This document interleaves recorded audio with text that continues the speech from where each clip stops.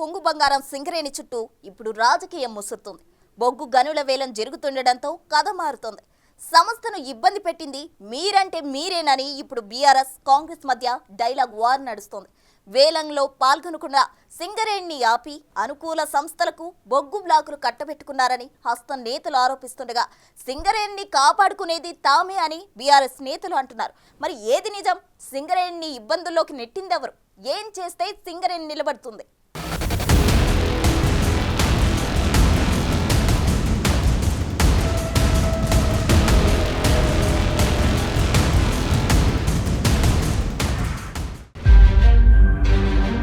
సింగరేణి చుట్టూ తెలంగాణ రాజకీయం వేడెక్కింది.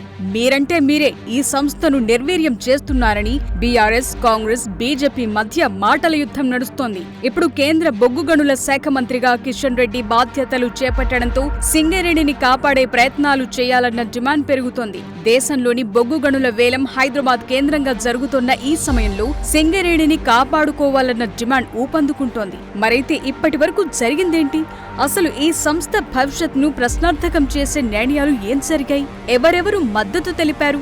ఇవన్నీ కీలకంగా మారాయి. సింగరేణి బొగ్గు చుట్టూ ఇప్పుడు ఎవరెవరు ఏమేం మాట్లాడుతున్నారో ఓసారి చూద్దాం. తాజాగా బొగ్గు గనుల వేలంపాటలో సింగరేణికి ప్రభుత్వం అవకాశం కల్పించింది. బొగ్గు బ్లాకుల్ని కాపాడుకోవాలంటే ఈ పరిస్థితి తప్పనిసరి అన్నది ఆఫీసర్ల అభిప్రాయం కూడా. అదే సమయంలో వేలం లేకుండా బొగ్గు గనుల్ని కేటాయించే పరిస్థితి లేకపోవడంతో కథ మారుతోంది. అంతేకాదు, సొంత బొగ్గు గనులు కేటాయించకపోతే సింగరేణి చరిత్రలో కలిసిపోతుందన్నారు తెలంగాణ డిప్యూటీ సీఎం భట్టి విక్రమార్క. బొగ్గు గనులను ప్రైవేట్ సంస్థలకు అమ్మకానికి పెట్టిన సవరణకు బీఆర్ఎస్ మద్దతిచ్చిందని గుర్తు చేశారు. పార్లమెంటులో మద్దతిచ్చి రాష్ట్రంలో పోరాటాలు చేస్తున్నారని విమర్శించారాయన. బొగ్గు ఉత్పత్తి సామర్థ్యాన్ని 2031-32 సంవత్సరం వరకు నిలబెట్టుకోవాలన్నా, కనీసం ఈ కార్యక్రమం సజావుగా జరగాలన్నా సింగరేణి యాజమాన్యం కొత్త బొగ్గు గనుల్ని సంపాదించాల్సిందే. ఇది అనివార్యం. కొత్తగా అదనంగా బొగ్గు గనులను సంపాదించుకోకపోతే సింగరేణి అనేది ఒక చరిత్రగా మిగిలిపోయే ప్రమాదం ఉంది. అంతేకాదు, సింగరేణికి ఏది అవసరమో అవన్నీ ప్రయత్నాలను కాంగ్రెస్ సర్కార్ చేస్తోంది. బిడ్డింగ్ తో సంబంధం లేకుండా సింగరేణికి గనులు కేటాయించాలని కేంద్ర మంత్రి కిషన్ రెడ్డిని డిప్యూటీ సీఎం భట్టి ఇప్పటికే కోరారు. సొంత గనులు లేకపోతే సింగరేణి నష్టపోతుందని గుర్తు చేశారు. అంతేకాదు, అవసరమైతే ఈ విషయంలో ప్రధాని మోదీని కూడా కలుస్తామంటున్నారు భట్టి. సింగరేణి కాలరీస్ కావాల్సిన బ్లాకుల గురించి స్పష్టంగా వారి కేంద్ర మంత్రివర్యులకి శ్రీ కిషన్ రెడ్డి గారికి వివరించడం జరిగింది. సమావేశంలో కూడా చెప్పాం. ఆక్షన్ లేకుండా బ్లాక్స్ని గోదావరి పరివాహ ప్రాంతంలో ఉన్నటువంటి సింగరేణి పరివాహ ప్రాంతంలో ఉన్న అన్ని బ్లాక్స్ని సింగరేణికి కేటాయించేటట్టుగా చూడవలసిందిగా చెప్పాం. నేరుగా ప్రధానమంత్రి శ్రీ నరేంద్ర మోడీ గారి సమయం కూడా తీసుకొని మీరు మాట్లాడి సమయం ఇప్పిస్తే రాష్ట్ర ముఖ్యమంత్రి వర్యులు శ్రీ రేవంత్ రెడ్డి గారు, నేను, ఇతర రాజకీయ పార్టీలకు సంబంధించిన వాళ్ళందరం కలిసి ఆల్ పార్టీ డెలిగేషన్ కూడా వచ్చి ప్రధానమంత్రి గారిని కలిసి రిక్వెస్ట్ చేస్తామని కూడా చెప్పాం. సో సింగరేణిని, కోల్ మైన్స్ని తెలంగాణ రాష్ట్ర ప్రయోజనాల ఆర్థిక, మిగతా సహజ వనరుల అన్నీ కూడా తెలంగాణ ప్రయోజనాలే ప్రాధాన్యతగా ఈ ప్రభుత్వానికి ఉంటాయని చాలా స్పష్టంగా చెప్తున్నారు.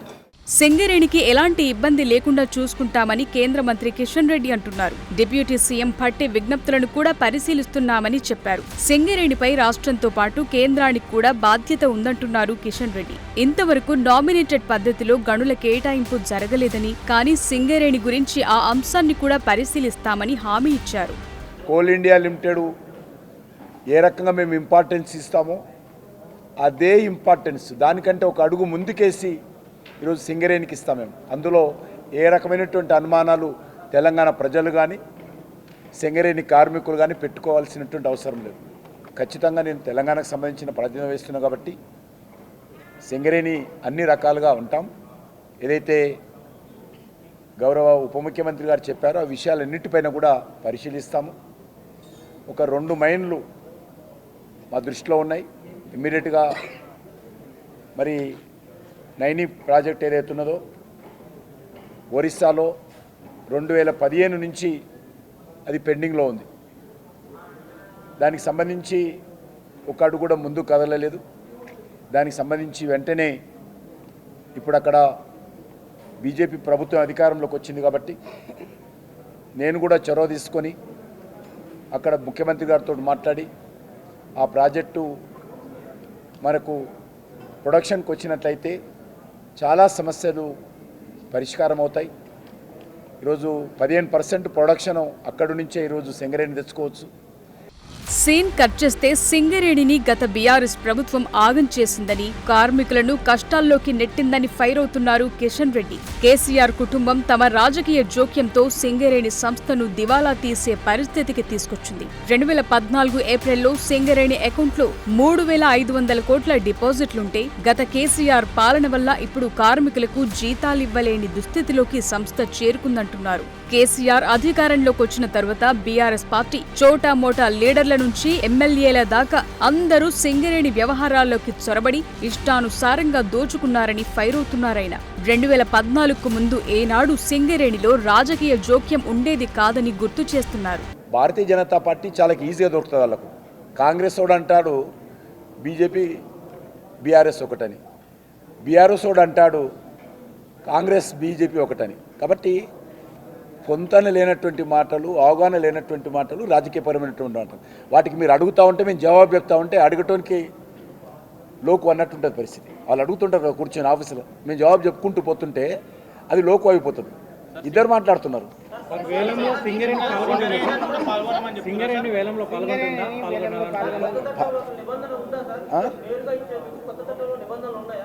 లేదు, ఇప్పుడు దాని మీద ఇంతవరకు దేశంలో ఎప్పుడైతే ఏ రకమైనటువంటి పాలసీ ఉందో అదే పాలసీ ఈరోజు దేశంలో గత 2020 నుంచి అమలు చేస్తూ ఉన్నాం. సుప్రీంకోర్టు జడ్జిమెంట్ ఇచ్చిన తర్వాత ఏర్పాటు చేసినటువంటి చట్టం తర్వాత ఇంతవరకు ఎక్కడ కూడా నామినేటెడ్ బేసిస్లు ఇవ్వలేదు. అయినా కూడా దీని గురించి ఆలోచించారు. ఇదే ఎపిసోడ్లోకి బీఆర్ఎస్ వచ్చింది. సింగరేణిని కాపాడుకునేది తామే అని చెప్పుకుంటున్నారు కేటీఆర్. ఓవైపు బీజేపీని, ఇంకోవైపు కాంగ్రెస్ ను కార్నర్ చేస్తున్నారు. చెరో 8 ఎంపీ సీట్లు గెలుచుకున్న కాంగ్రెస్, బీజేపీలు తెలంగాణ ప్రయోజనాలను తాకట్టు పెడుతున్నాయంటూ ఫైర్ అయ్యారు. తమ ప్రభుత్వం వచ్చాక ఒప్పందాలను సమీక్షిస్తామని కంపెనీలకు వార్నింగ్ కూడా ఇచ్చారు కేటీఆర్. గనుల వేలంతో సింగరేణికి నష్టమంటున్నారు. వైజాగ్ స్టీల్ ప్లాంట్ ప్రైవేటీకరణపై ఏపీ పార్టీలు పోరాటం చేసి ఆపాయంటున్నారు. గతంలో సీఎం రేవంత్ బొగ్గు గనుల వేలం వద్దన్న విషయాన్ని గుర్తు చేస్తున్నారు. 2021 డిసెంబర్ 11 నాడు ఇది రేవంత్ రెడ్డి గారు చేసిన ట్వీటు, ఆయన రాసిన లేఖ. ప్రధానమంత్రికి పీసీసీ అధ్యక్షుడి హోదాలో రేవంత్ రెడ్డి గారు ఏం డిమాండ్ చేసినారు?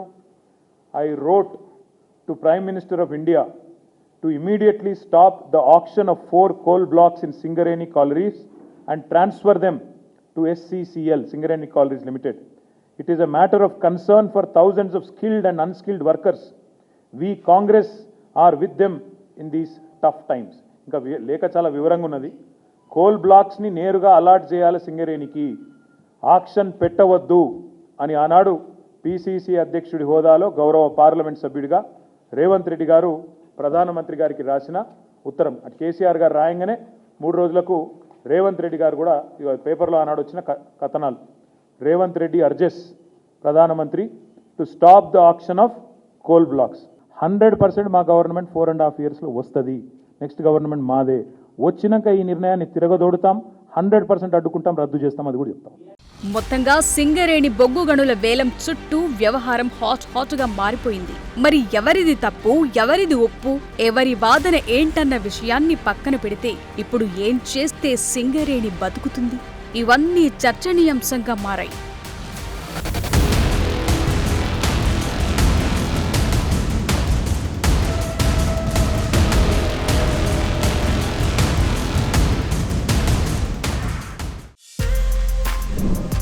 For more videos like this, subscribe Big TV channel.